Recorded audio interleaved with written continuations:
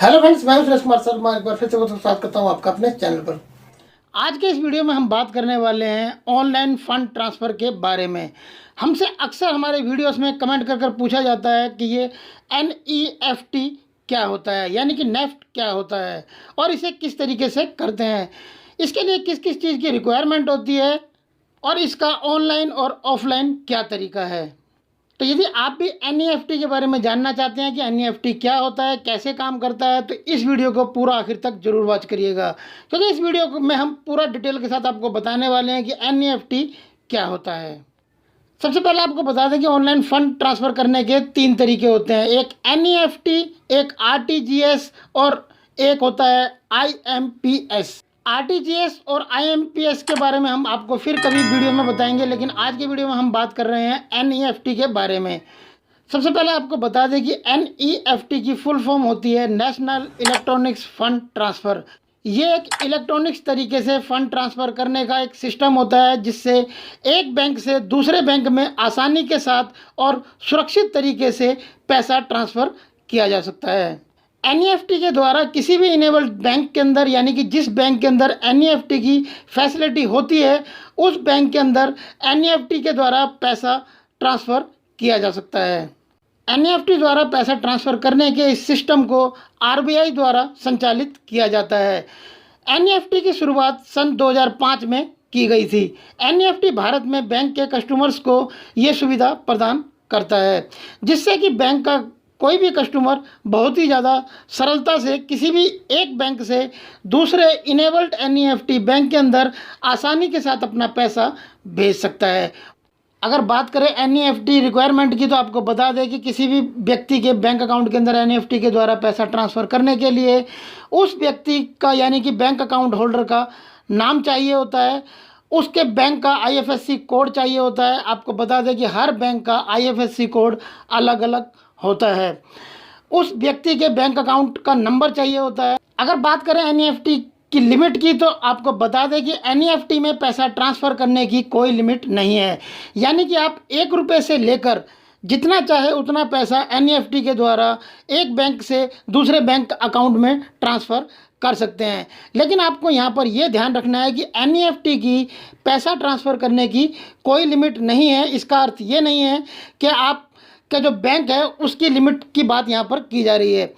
आपका खाता जिस भी बैंक के अंदर है, उस बैंक की यदि कोई लिमिट है, जैसे किसी बैंक की लिमिट होती है 1 लाख रुपए की, कि आप 24 घंटे में 1 लाख रुपए से ज़्यादा या फिर एक बार में 1 लाख रुपए से ज़्यादा 10,000 से ज़्यादा पैसा ट्रांसफ़र नहीं कर सकते हैं, तो उस लिमिट की बात यहाँ पर नहीं हो रही है। केवल हम बता रहे हैं कि NEFT की पैसा ट्रांसफ़र करने की कोई लिमिट नहीं होती है। लेकिन यदि आपके बैंक की लिमिट है पैसा ट्रांसफ़र करने की, एक बार की या फिर एक दिन की, तो उस हिसाब से ही आप पैसा ट्रांसफ़र कर सकते हैं। अगर बात करें NEFT से पैसा ट्रांसफ़र करने की टाइमिंग्स की, कि कितने समय में पैसा ट्रांसफ़र हो जाता है, यानी कि एक बैंक से दूसरे बैंक में पैसा पहुंचने में कितना समय लगता है, तो आपको बता दें कुछ समय पहले, यानी कि आज से 5-10 साल पहले जब ये शुरू किया गया था सिस्टम, उस समय जब भी NEFT के द्वारा किसी के बैंक अकाउंट के अंदर पैसा ट्रांसफ़र किया जाता था, तो उनके बैंक अकाउंट में क्रेडिट होने में 1 दिन का समय लग जाता था। धीरे धीरे वो समय घटकर 3 से 4 घंटे का समय लगने लगा। लेकिन अब हर थोड़ी देर में अपडेट किया जाता है NEFT को और NEFT के द्वारा यदि आप किसी के बैंक अकाउंट के अंदर पैसा ट्रांसफ़र करते हैं, तो आधे घंटे के अंदर अंदर ही वो पैसा उनके बैंक अकाउंट के अंदर क्रेडिट हो जाता है। NEFT करने के लिए ऑफलाइन और ऑनलाइन दोनों तरीके अवेलेबल हैं। ऑफलाइन NEFT करने के लिए आपको बैंक के अंदर जाकर एक फॉर्म भरना होता है और अपना एक कैंसिल चेक उस फॉर्म के साथ भरकर लगाकर देना होता है। और ऑनलाइन करने के लिए आपको यहाँ पर ऑनलाइन एक फॉर्म भरना होता है और अपना कैंसिल चेक वहाँ पर अपलोड कर कर आप NEFT कर सकते हैं।